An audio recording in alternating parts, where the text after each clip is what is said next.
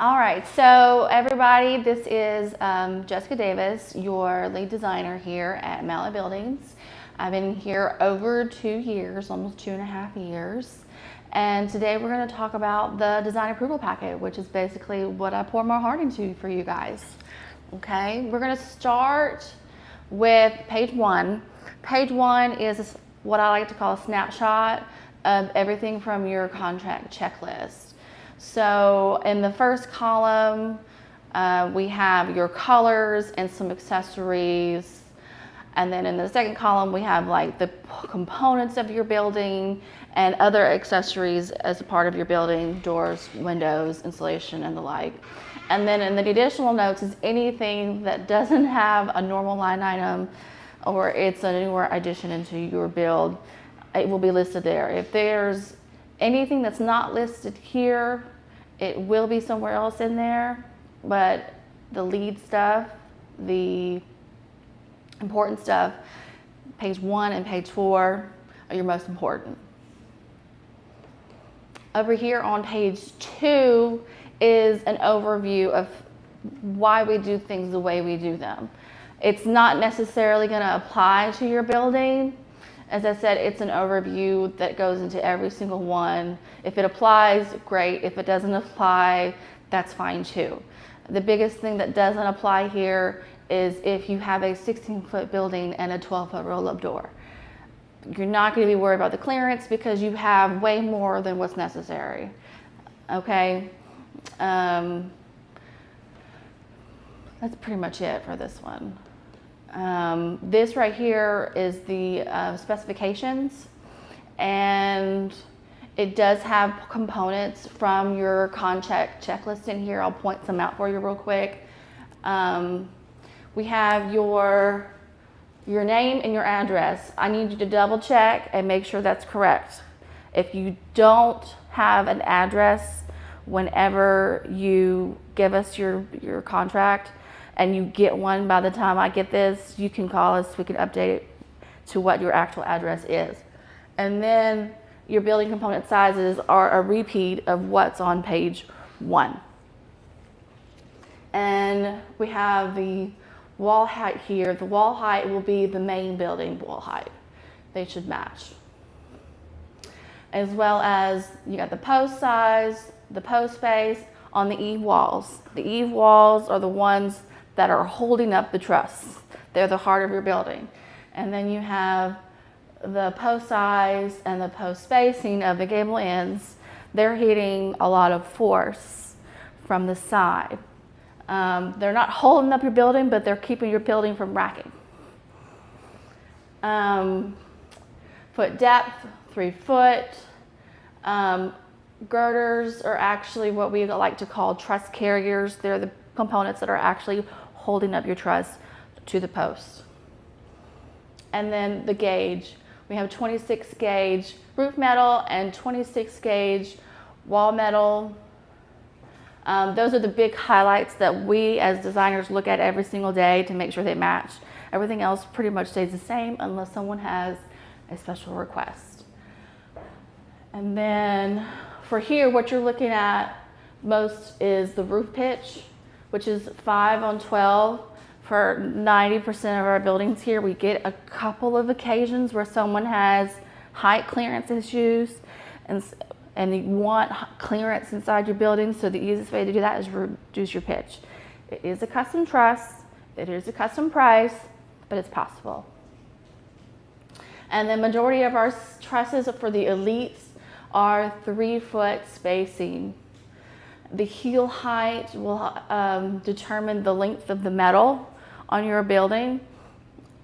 We do it based off of truss sizes. It's just something good for us to know to make sure we double check and do our job and our due diligence. And then risk category and wind speed. For an elite building, we automatically go to risk category 2 and 145 miles an hour when design. However, your location may be like this here, which is only 126. In a signature or classic building, these are 1 and 130. So with an Elite, you're already getting something that is of residential risk category and 145 miles an hour. And those are the biggest things you're going to be looking for on page 3. Lots of engineering stuff. I have Daryl help guide us in the right direction into these, especially here if we need to make some major adjustments, especially if you have something in a higher wind category. Now this is going to be the heart of your paperwork because this is what the builders are going to build off of.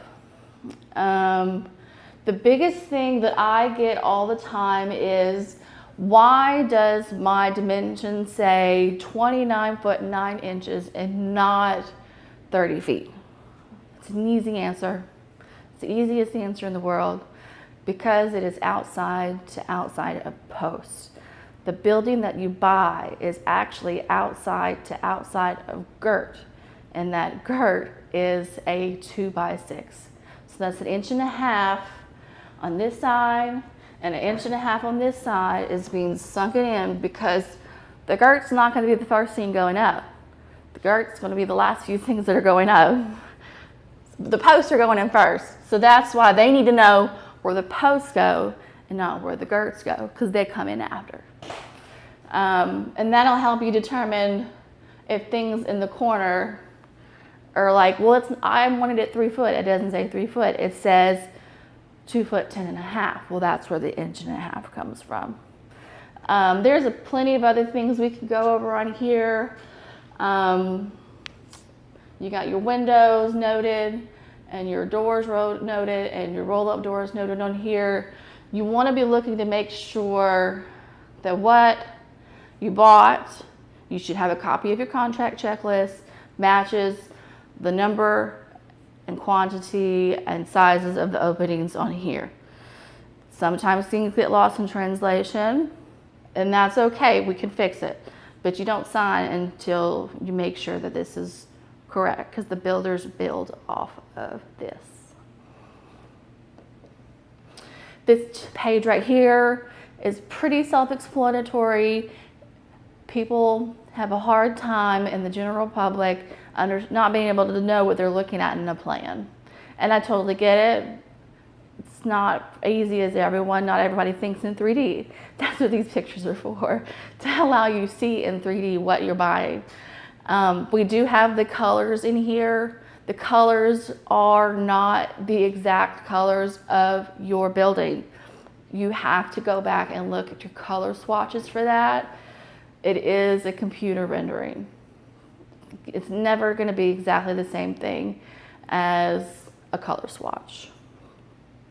You always have your front, your back, your left, your right, and a perspective view. All of these pictures are in perspective.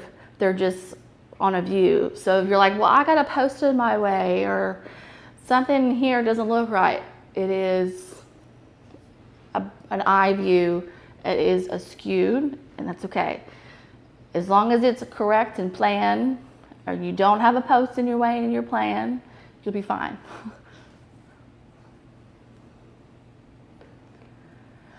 This right here is a lot of information for new people, but this is something that's required for your permit office. They get to see what your building is entailing and what we're doing.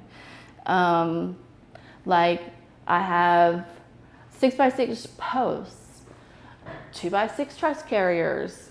My post does not stop anywhere in here. My post goes and extends to the top and gets cut off after it is set. We have webbing that is 2x8. We have a bottom cord that is 2x8. We have the truss itself is a 2x8 brace per manufacturer specs, which we'll get to later.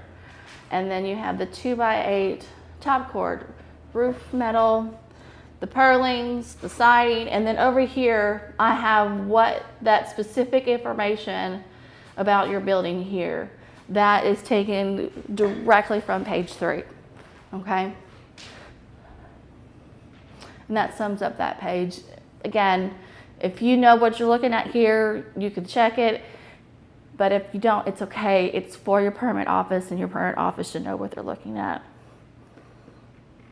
Same thing goes for this. We had a footing down there that was labeled and marked. I just have a circle where the other circle was in the other drawing. And I'm telling you, these are the things you couldn't see because it was too small, and now it's bigger, and now you can see it. And then we have noted another detail. Again, this is for your permit office. I'm explaining what wasn't viewable in the other drawing here. Because it's bigger, it's more blown up, I can show you more information. And I mean, it's kind of self-explanatory. It says the aircraft cable and eye bolt detail for this one. So you can see the eye bolt, you can see the cable and how it's embedded in the concrete. And I tell you that it is loose laid.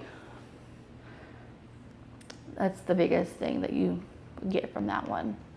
And this is a basic layout if you have a rectangular building with no wings and no gable extensions.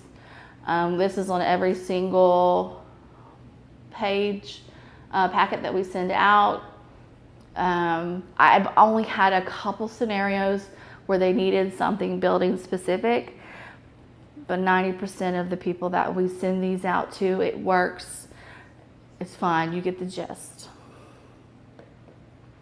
And then this is the manufacturer details of the truss that is going to be built and sent out to your building. This particular building is a garage. It's a very nice garage, in fact. But I don't have any little things on here that say the manufacturer requires bracing. And I don't have anything here that says, hey, you need bracing. So these two particular trusses don't require bracing because we have the purlins that brace the building and the purlins that brace the building. That is enough. That is all they need. Now, if the manufacturer required them, they would put them. But Mallett likes to put bracing starting at a 20-foot truss, which is what we have here. And so you'll get at least one or two. And that pretty much sums up everything for the drawings. These come directly from my manufacturer, and they do stamp it. And we just include it for you guys for your permit. And that pretty much sums everything up. I thank y'all for y'all's time today, and just call if you have any questions. I'm here if you need me.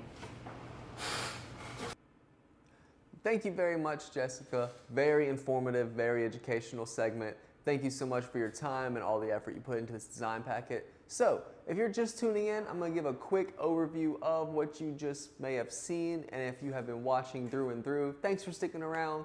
And again, I'm going to give you a quick overview of what you just saw. Make it a little more easy to digest. So, inside your design packet, let's talk about this.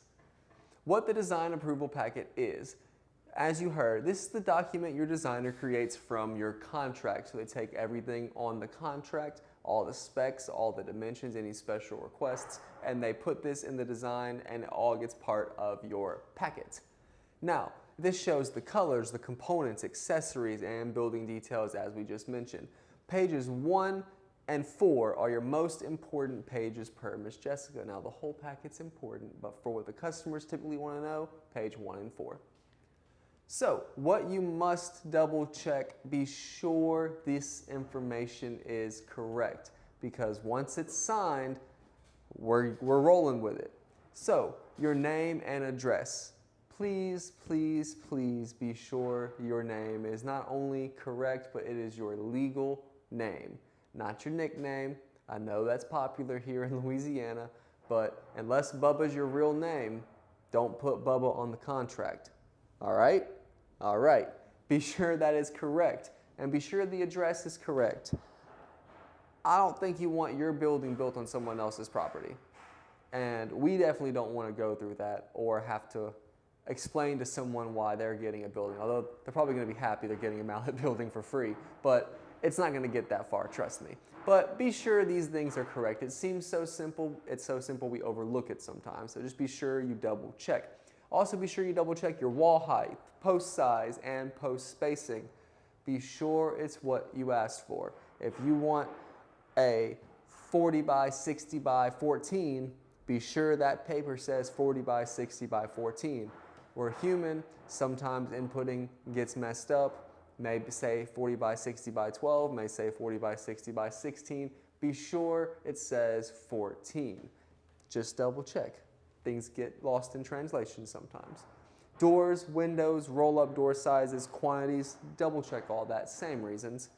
Anything listed in additional notes, make sure it is in your packet, and be sure the things listed in additional notes you are aware of and have agreed to before you sign. So these are things you must double check to ensure you not only get the building you want and are hoping to get, but that it goes as smooth as possible without issue. Now, why do the measurements look odd? All dimensions are outside to outside of posts. What does that mean? So you may have a difference of approximately, what was the number? Like an inch or so difference. I ordered a 30-foot wide building. Why is this 29 and a quarter, 29 and a half? Whatever that number is, I'm not the designer, but I know this is part of the packet per Jessica's explanation. The measurements are from outside of the building to outside of the building. It is the total dimensions of what will be taken up on the property, not post to post. So keep that in mind. Your building includes girts, 1.5 inches each side. That's the number I was looking for. I should have read ahead. Clearances may look off by 1.5 to 3 inches because structure is measured from the post, not the metal. So keep that in mind when you're looking at your drawings. Why those numbers may look odd, confirm with your designer first off, but they're probably going to tell you it's because the width includes the girts. Cool? Okay. So 3D views and engineering pages. Pictures are for visualization. Color swatches are the official colors. Sometimes the photos in the packet may not be the same colors you picked.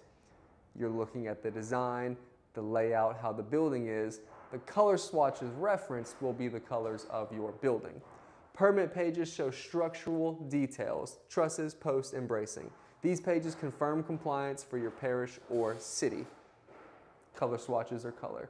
Those 3-inch total due to girts on the outside.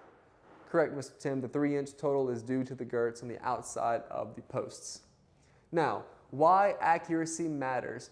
Builders build exactly from this packet. So whatever this packet says is what your builder is going to be using to construct your building. Now, the permit offices approve from it. Whatever is approved is what must be built. So if we're past the approval process and they start building and there's an issue, I'm sorry, it's a little late because what's been permitted and approved is what we have to build. You can't deviate from that. You could get in trouble, we could get in trouble, and the whole building might have to be taken down and rebuilt with new permits, which is a whole new process and a whole lot of extra money. Now, if something is wrong here, it will be wrong in the field as we just talked about. Don't sign until everything matches your contract. As I said, there's a lot of stuff happening. There may be a number off on the design packet. If so, let's check that for accuracy. Accuracy matters. We do our best here at Mallett to make sure everything is perfectly in place, but if there's something that you don't understand or agree with, let us know before we get to these stages, and most definitely before you sign your paperwork. Now, thanks for watching. That's going to be our episode for today. Thank you so much to Jessica for coming in and doing that video for us to better educate everyone on what the design packet looks like and that process. I learned a lot from that. I hope you did too. If not, go back and rewatch it a few times. She's very informative. She really knows her stuff and she cares about what she's doing. But I'm Tyler. This has been The Live. Have a great rest of your day and we'll see you tomorrow.